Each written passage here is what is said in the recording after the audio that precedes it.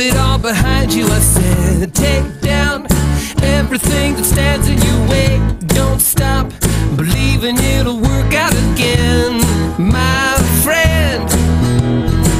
Stand out and be a part of everything good. Wake up, you're gonna be all that you should. Try out all the things you've always wanted to be. You'll see, 'cause I know what I know, that you've got it in you, and I see that you are a winner.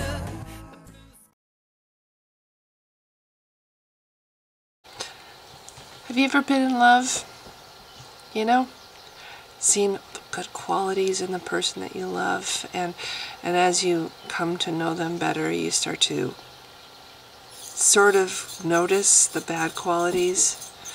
You know, you kind of notice them, but then you push that aside and choose to ignore that because you're so focused on the good stuff. You know, you just, oh, that everybody has flaws, you know, and you focus on the good stuff and ignore the bad stuff.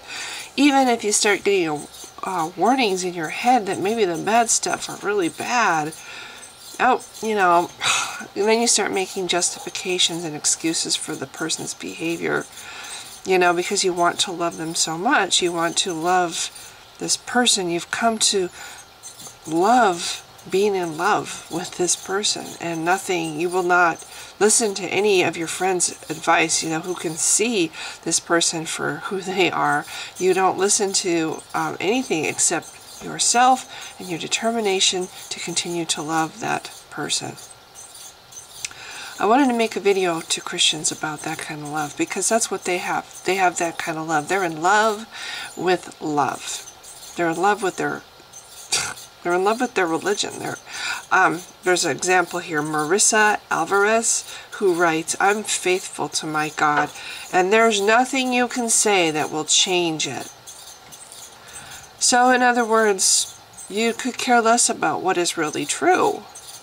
You're so in love with your love for this God, your belief system, that you have completely put up walls and refuse to hear anything else but what you want to think is true.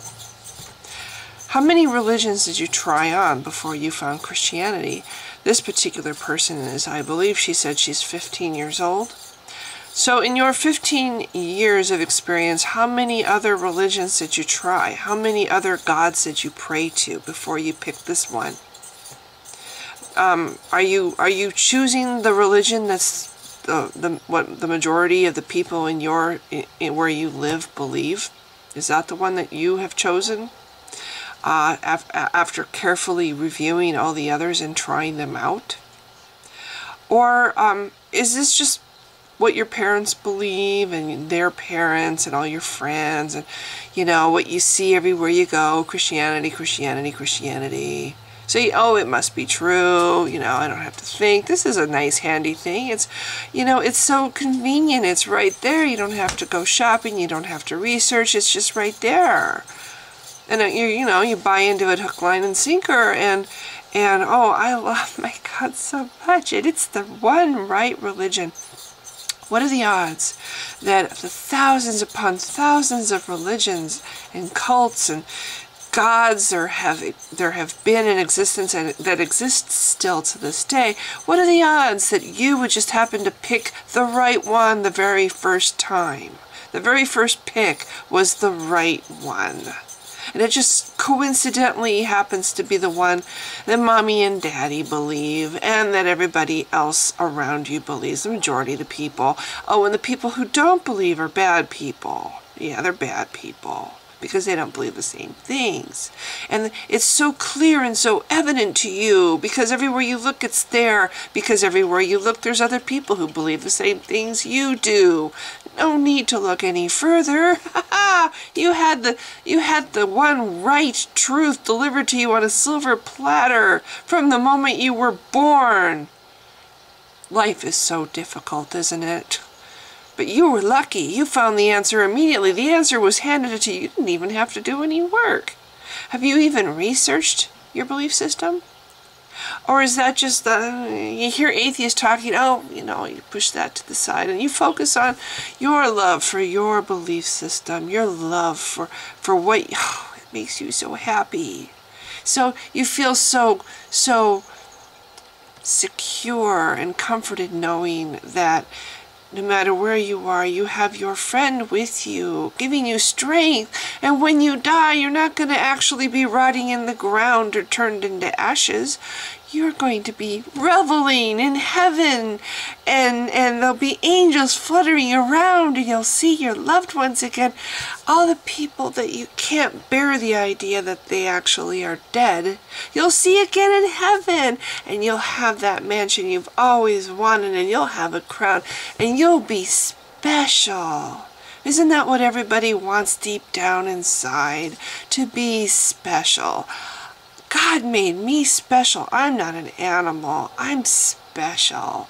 God gave me extra time. He put extra work into me. He made me in His image. Of course, there's absolutely no evidence for this, and no evidence that your God exists either. But it's so true, and you're just going to believe it with all your heart. And no matter what anybody says, you're just not going to stop believing it. Yeah. That's what it is. That's, people like that, well, like me, I was you. I was the same way. I was convinced that my religion was the one true religion. I just happened to be lucky. I was born in the right country where the majority of the people around me were believers in this religion. I'm sorry, I keep using religion. Cult. And, yeah, and so I didn't really have to think on my own. I didn't actually have to go out shopping for a belief system. Anytime I heard of other belief systems, it was carried to me on the lips of other Christians and given to me, presented to me in derogatory ways to belittle other people's beliefs, make other people's beliefs sound ridiculous and silly. So of course I would see the wisdom and the pure logic of Christianity when every other religion is made to look ridiculous by people with an agenda to get me to believe the way they want me to believe. That's how it was for me. I didn't get to choose. I didn't have an equal... I didn't have them all lining up and each of them giving me an equal amount of time to present their case. I just had Christianity. There it was, everywhere I looked. Bible camp, church, my mom's friends, everywhere. Christianity. Christianity, I loved Christianity. I was in love with my belief system because it was part of my life. It was part of my family. It was part of my identity. It was part of my culture everywhere. It was all my favorite memories were hinged upon Christianity. Christmases and Thanksgiving and praying to God. Family time, closeness with my mom, all of it hinged on this Christianity. So of course I loved it. It was, oh yes, it was my one true religion. I never tried the others. I never did any shopping. It's just the one true religion and the one true God. And, if people ask me, well, how do you know it's the one true God? You didn't try praying to anybody else's God. You didn't try, worshiping Allah, for example, because my God has a Bible. My God has a book, and it's inspired by God. And I know it is because the book says it is. The book says it's inspired by God, so it must be inspired. And if you look at it, it's all very consistent. You can tell that there's a master craftsman who orchestrated the whole thing. And there's 40 known writers of the Bible, yeah. And if you divide the number of words and the number of sentences and the number of chapters and the number of paragraphs by 7, it's all divisible by 7. I actually read a tract once. This is so long ago, I don't remember exactly what it said, but it was the gist. That was the gist, that you could mathematically divide the Bible by 7. And this was proof that it was divine.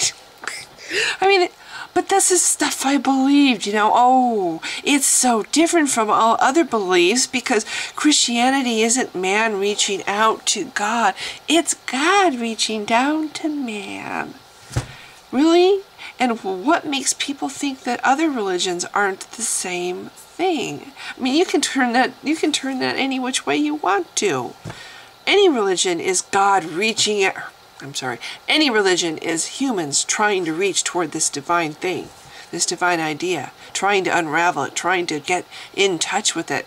Every single cult on the planet has that characteristic, including Christianity. Oh no, God reaching to man because God inspired the Bible. Except, how do you know this, really? Except the fact that mommy and daddy told you, and your Sunday school teacher told you, and your seminary teacher told you, and the bookstore, the Christian bookstore person told you. Really? So if all these other cult members tell you, that your beliefs are right, because they believe the same things you do, does that make it true? Do all the Christian bookstores on the planet saying the same thing make it true? If you read every Christian book on the planet and they all say the same thing, does that make it true? How about all the Christian websites, all the Christian apologists? If they all say what you want to hear, does that make it true? If you deliberately look for the people that are going to tell you what you want to hear, does that make it true? Does truth matter? I had somebody that I was in love with, very much in love with. I was in love with my husband. I basically made a conscious decision one day because I was hurting inside so much because I loved somebody who did not love me, and it was killing me. It was causing me so much depression. One day I just decided, I saw somebody who looked sad, and I decided I was going to transfer my love for my husband over to this person. I pretty much decided to fall in love with this other person.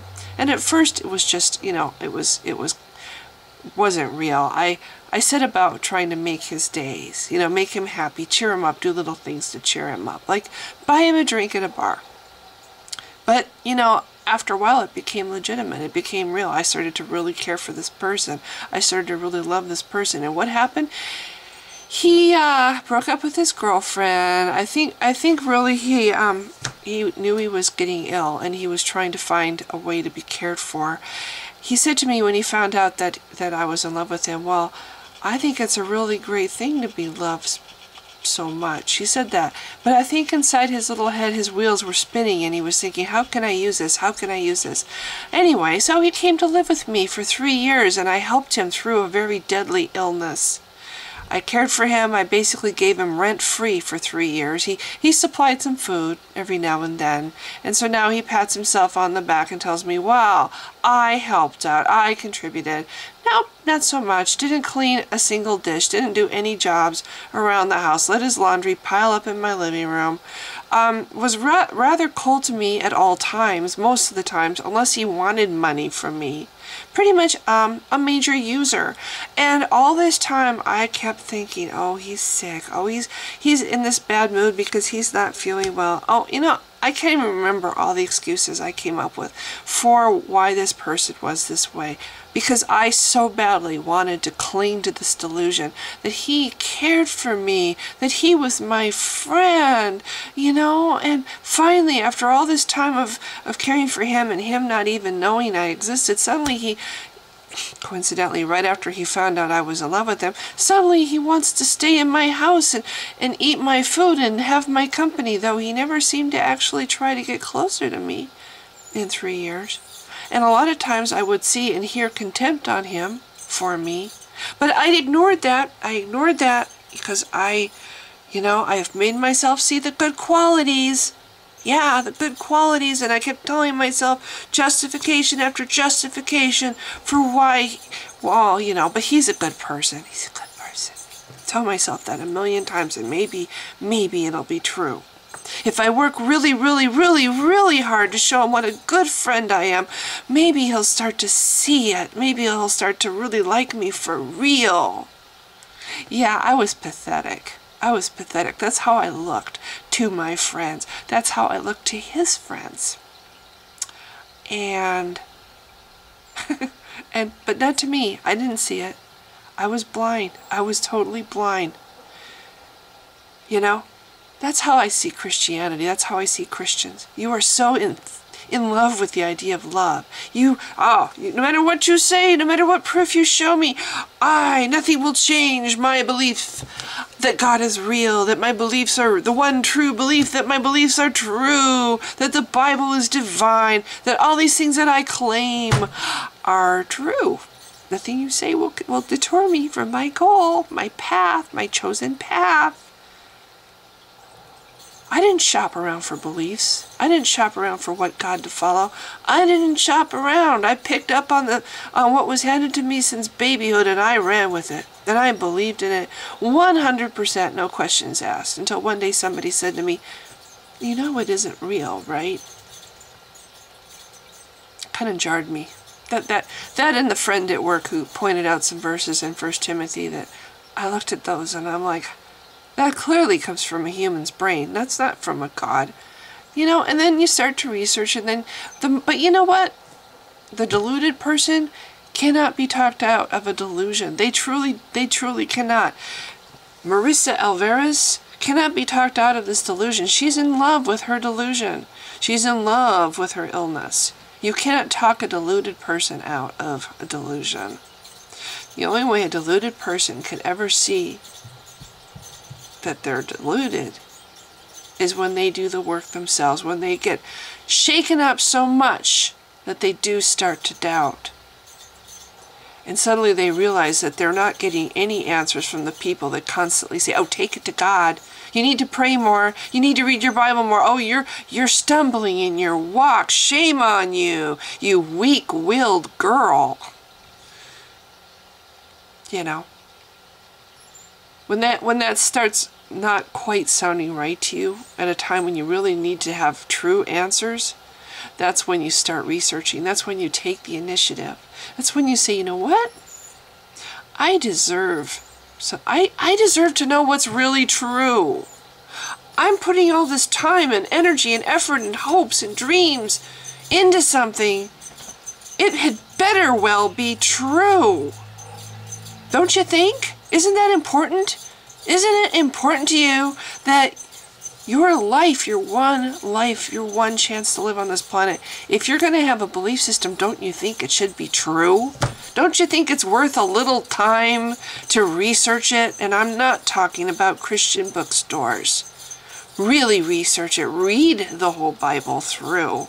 Try reading it without assuming things like, "Oh, this God is real," or that, "Oh, they're talking about this in this verse," or that in that verse. Try reading it objectively.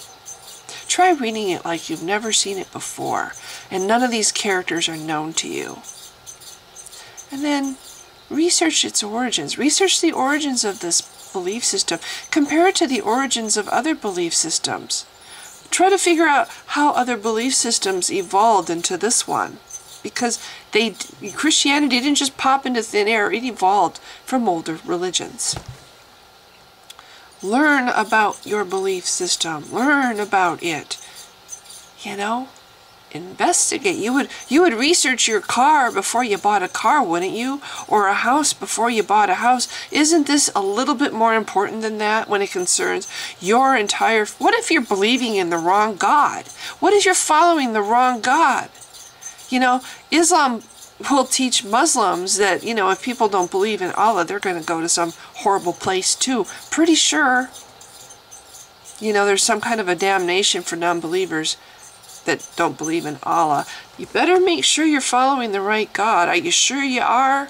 Did you research? Or are you just accepting it hook, line, and sinker?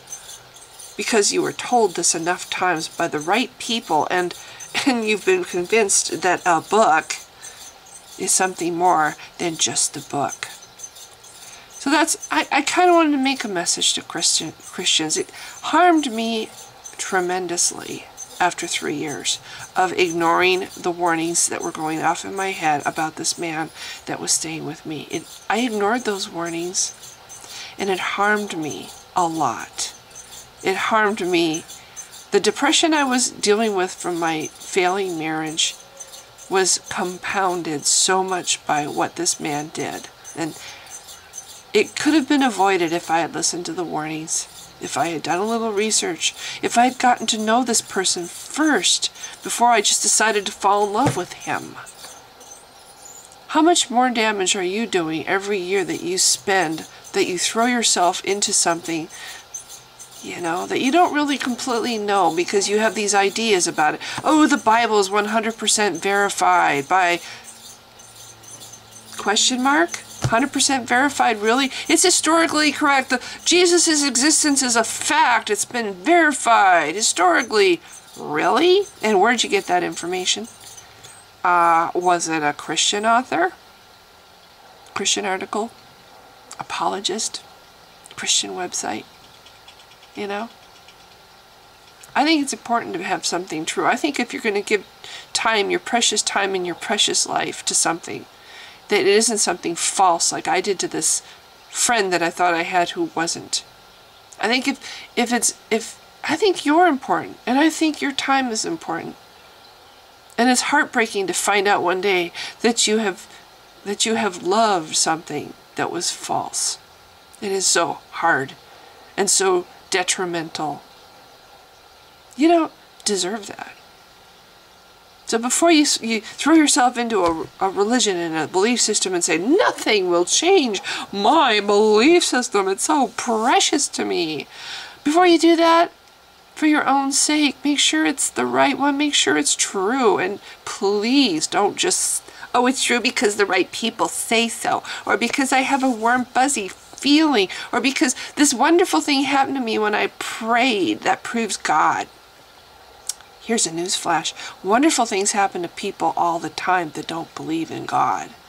It has nothing to do with praying. I could rub my magical duck right now, and I could get a job today. Oh, magical duck, give me a job. Help me find a job today. And if I find a job, does that mean this duck here is magical? Please, you're a human being. You have a brain, a great big intelligent brain. What separates us from the caveman is our brains are much bigger now. We are much more intelligent now. Use it. The primitives that lived in the caves that thumped drums and danced around fires and believed things hook, line, and sinker because the medicine woman said, or the leader said. Aren't you a little bit more intelligent? Aren't we a little bit more advanced than that now? Use your brain. Because, I'm sorry, it is important that what you believe is true. And I have said it before, real truth has one interpretation. One interpretation. It's clear to everybody. Even the simplest mind can see it. It doesn't need apologists. It doesn't need defending. And it certainly doesn't have 42,000 some interpretations like the Bible does, like Christianity does. Real truth, one interpretation, one meaning. Clear as a bell, doesn't need to have, you don't have to have some wise whatever person to simple it, dumb it down for you so you understand it. Real truth is out there for everyone to see. And I'm sorry Christianity doesn't fall into that definition. It doesn't meet the criteria. It is not true. How do I know this? Because I did finally, after years, 3 years on this guy, how many more years did I invest on Christianity and this belief system? Finally got off my ass. Finally read books.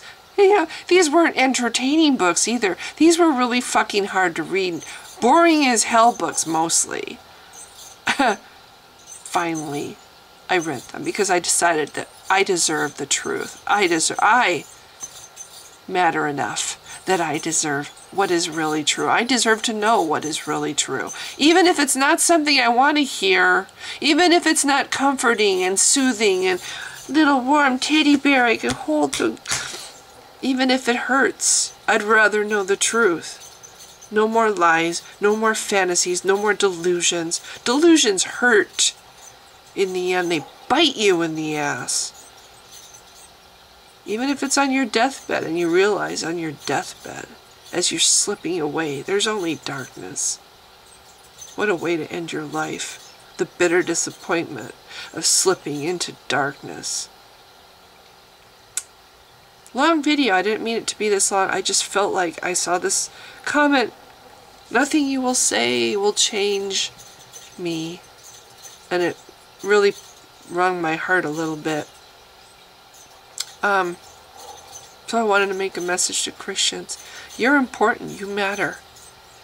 You deserve to know the truth.